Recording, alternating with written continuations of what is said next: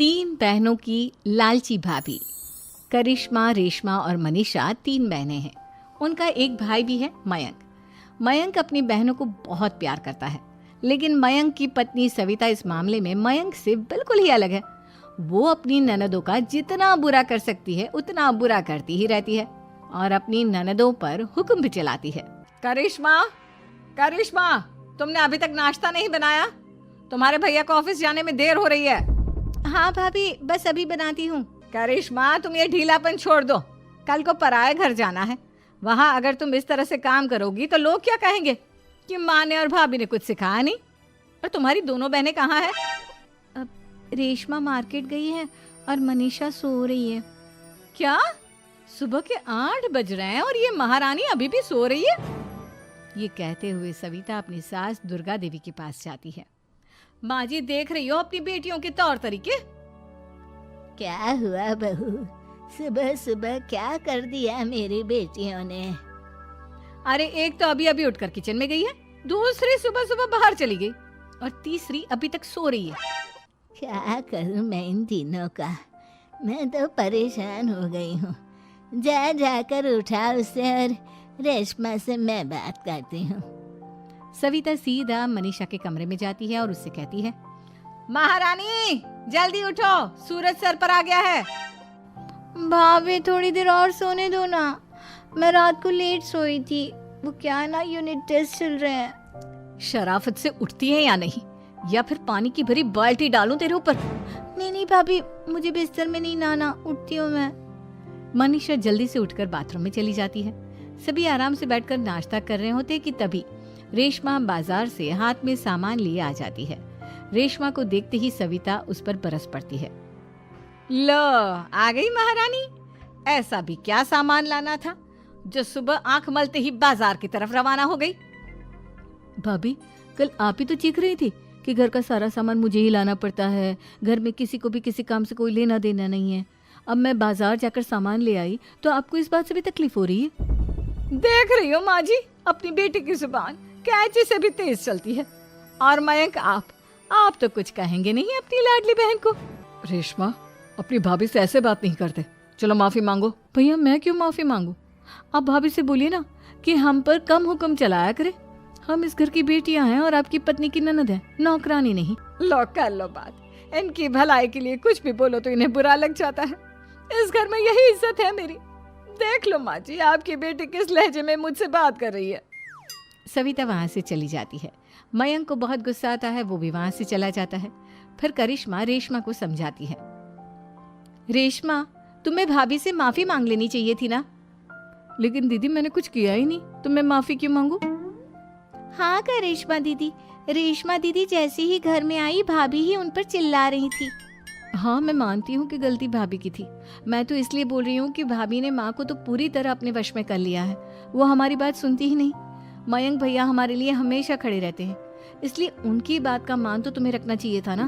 कोई फायदा नहीं दीदी, कुछ दिनों की बात और है, भाभी उन्हें भी हमारे खिलाफ भड़का देंगी। फिर वो भी माँ की तरह हमारी किसी बात का विश्वास नहीं करेंगे। इसी तरह सविता अपनी तीनों ननदों को किसी न किसी बात पर परेशान करती रहती थी। एक दिन मयंक अपनी तीनों बहनों के लिए गिफ्ट लाया। करिश्मा, ये तुम्हारे लिए हार का सेट। रेशमा, तुम्हारे लिए सुंदर सी ड्रेस। और मनीषा, तुम्हें किताबें पसंद है ना, तुम्हारे लिए किताबें लाया हूँ। थैंक यू भैया। थैंक यू भैया। थैंक यू भैया। करिश्मा, तुम्हारा नेकलेस कितना सुंदर है। ये भैया कहाँ से ले आए होंगे? मैंने भैया को 3 दिन पहले फोन पर ये डिजाइन दिखाया था और आज भैया ये ले आए। सविता तो अपनी ननदों के गिफ्ट्स देखकर जल गई और करिश्मा का नेकलेस तो उसे भी बहुत पसंद आया था। अपनी बहनों के लिए कितना अच्छा नेकलेस लेकर आए हैं, मुझे कभी कोई गिफ्ट नहीं दिया।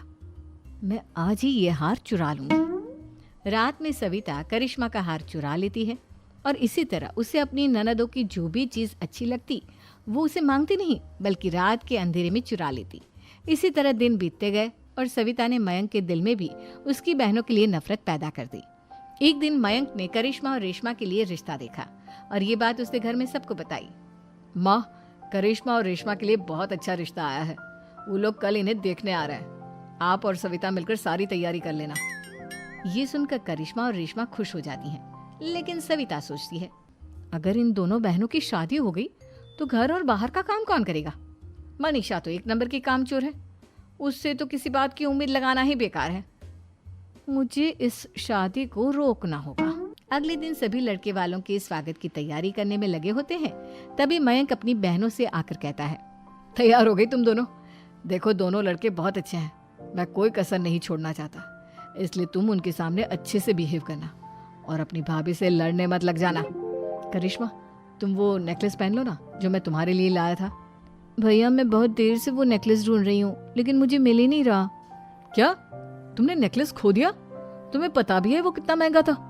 तुम कोई काम ढंग से नहीं कर सकती। मयंक गुस्से में वहां से चला जाता है। थोड़ी देर बाद लड़के वाले भी आ जाते हैं। वो दोनों बहनों को पसंद कर लेते हैं और रिश्ता पक्का हो जाता है। लेकिन सविता के दिमाग में तो कुछ और ही खिचड़ी पक रही थी। वो पंडित जी के पास करिश्मा की कुंडली लेकर जाती है और उन्हें पैसे देकर करिश्मा की कुंडली बदलवा देती है। जब लड़के वालों के पास करिश्मा की कुंडली जाती है तो वो दुर्गा को फोन करते हैं। बहन जी, हमने करिश्मा की कुंडली अपने पंडित जी को दिखाई थी। आपकी बेटी की कुंडली नहीं बल्कि दोषों का पिटारा है। देखिए, मैं और मेरे पति इन सब बातों में बहुत विश्वास करते हैं, इसलिए हम आपकी बेटी से अपने बेटे की शादी नहीं करा सकते। इस तरह करिश्मा का रिश्ता टूट जाता है और सभी घर वालों को बहुत दुख होता है। अब कविता सोचती है, चलो करिश्मा का तो रिश्ता टूट गया, अब रेशमा का भी रिश्ता तोड़ना है। क्या करूं?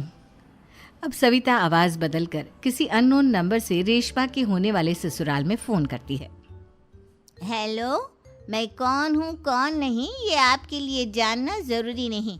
बस इतना सुन लो कि रेशमा का 2 साल से किसी के साथ अफेयर चल रहा है। बस रेशमा का रिश्ता तोड़वाने के लिए सविता का इतना कहना काफी था। अब रेशमा का भी रिश्ता टूट गया। मयंक और दुर्गा देवी ने रेशमा को खूब खरी खोटी सुनाई और उससे बार बार उस लड़के के बारे में पूछने लगी। आप दोनों मुझे क्यों परेशान कर रहे हो? अरे कोई लड़का होगा मेरी लाइफ में तो मैं बताऊंगी ना, जब कोई है ही नहीं तो कहाँ से लाऊं मैं कोई लड़का? तो तेरे होने वाले ससुराल वालों को फोन किसने किया था? माँ मैं नहीं जानती किसने फोन किया था, मैं सच कह रही हूँ। मैं तो पहले ही कह रही थी इसकी लगाम खींच कर रखो, लेकिन मेरी सुनता ही कौन है। आप चुप रहिए भाभी, ये सब आपका ही किया धरा है। अब तीनों बहनों को विश्वास हो जाता है कि ये सब उनकी भाभी ही कर रही है। तीनों बहनें अपनी भाभी को सबक सिखाने के लिए एक वकील कर लेती है और घर में हिस्सा मांगना। देखो भैया, माँ बाप की जायदाद में जितना बेटों का हक होता है उतना ही बेटियों का, इसलिए इस घर के 4 हिस्से होंगे और हमें अपना हिस्सा चाहिए। मैंने तुम्हारे लिए क्या क्या नहीं किया और तुम इस घर में हिस्सा मांग रही हो? भैया, आप और माँ हम बहनों की कोई बात नहीं सुनते हो और भाभी हमारी शादी नहीं होने देगी क्योंकि उन्हें लगता है कि आप हमारी शादी में ज्यादा पैसा लगाओगे और उन्हें हम जैसी फ्री की नौकरानी कहाँ मिलेगी। तो हम भाभी के साथ तो रह नहीं सकते, हम बहनों को अपना हिस्सा चाहिए। अरे तुम्हें शर्म आनी चाहिए अपने भाभी पर ऐसा इल्जाम लगाते हुए। वो तुम्हारे बारे में कितना सोचती है। हाँ माँ, भाभी हमारे बारे में बहुत सोचती है, दिन रात बस यही सोचती रहती है कि किस तरह से अपनी तीनों ननदों को परेशान करूं और कभी मुझे पढ़ने भी नहीं देती। दोनों बहनों का रिश्ता भी तो इन्होंने ही तोड़वाया है और रात में हमारे कमरे में आकर हमारी चीजें भी चुराती हैं। इसी तरह सविता की तीनों ननदें अपनी बात पर अड़ी रही। अब कोर्ट में तारीख भी शुरू हो गई। जब सविता को लगा कि उसकी तीनों ननद इतनी आसानी से नहीं मानने वाली, तो उसने अपने पति और सास को सारी सच्चाई बता दी और अपनी तीनों ननद से माफी मांगी। मयंक और दुर्गा को भी अपनी गलती का एहसास हो गया। अब सविता खुद करिश्मा और रेशमा के लिए अच्छा रिश्ता ढूंढती है और उनकी शादी करवाती है।